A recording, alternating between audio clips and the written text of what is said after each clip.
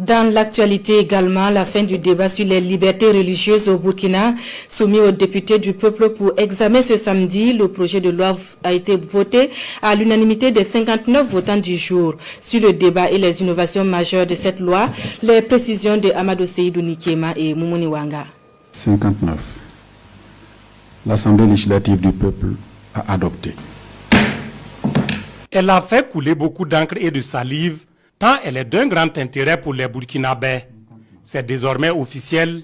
La loi portant liberté religieuse au Burkina Faso est adoptée. Après des débats intenses, l'heure de la vérité a enfin sonné. À l'unanimité des 59 votants, les députés de l'Assemblée législative du peuple valident ce qui était jusque-là un projet de loi du gouvernement burkinabé. Il faut dire que c'est un vide juridique qui vient d'être comblé et en cela nous pouvons nous réjouir parce que cela permettra au gouvernement de prendre en compte un certain nombre de réalités et aux fêtières de s'armer, de se retrouver, on va dire, mis en avant dans le contrôle de tout ce qui peut être dit dans les lieux de culte, de tout ce qui peut être fait sur les espaces publics et qui concerne la religion. Donc à chaud, je peux dire que nous avons passé un cap important dans la vie de notre nation. Aujourd'hui, cette loi qui vient d'être adoptée permettra non seulement de lutter contre le radicalisme religieux, permettra de faire un contrôle sur tous ceux qui rentrent dans notre pays pour avoir la parole dans les lieux de culte, permettra également d'assainir, on va dire, l'espace public parce que beaucoup de nos espaces publics ont été colonisés par des établissements ou par des édifices religieux. Désormais, nul ne peut diriger une séance de prière ou de prédication de masse que s'il dispose de compétences avérées en la matière, matérialisées par un document d'habilitation délivré par son organisation d'origine. De même, l'utilisation des personnes vulnérables dont les enfants à des fins religieuses est interdite, tout comme l'érection d'édifices religieux non conformes aux règles et documents d'urbanisme. Parce que ceux qui délimitent dans les espaces publics donnent un caractère sacré à ces endroits. Alors que nous sommes aujourd'hui dans ce pays une foison de religions.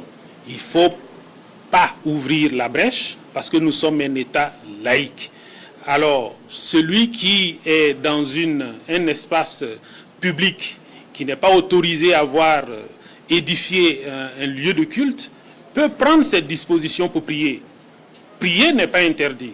Mais ce qui est interdit, c'est de délimiter dans l'espace public un endroit et lui donner un caractère sacré, alors que le service public n'est pas là pour cela. Nous voyons aujourd'hui beaucoup de mendiants forcés à être dans les rues pour mendier, parce que derrière eux, il y a des gens qui les exploitent, qui les attendent, qui les maltraitent souvent quand ils ne renvoient même pas, on va dire, la pitance. Le ministre d'État se veut clair, ce texte n'est contre personne, encore moins une religion.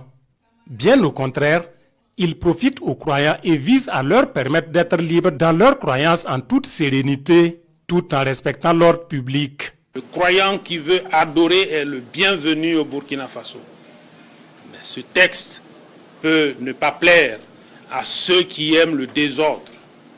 Quand il y a eu les réactions, j'ai fait plusieurs classifications. Il y a des gens qui ont réagi parce que, pour eux, ils ne comprenaient pas un certain nombre de dispositions, ils n'avaient pas le texte devant eux. Certains ont réagi parce qu'ils sont nostalgiques de 2016, mais ils ont mal compris la situation, ils n'ont pas réagi avec discernement. La situation n'est pas pareille.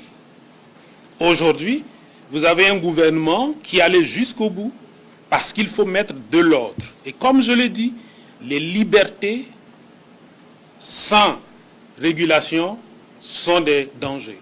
Comprenant 112 articles, cette nouvelle loi fixe le cadre de respect de la laïcité de l'État. Dans l'optique de sa vulgarisation, des échanges se feront avec les responsables religieux en vue de faire des relais du gouvernement auprès des croyants, à en croire le ministre Zerbo.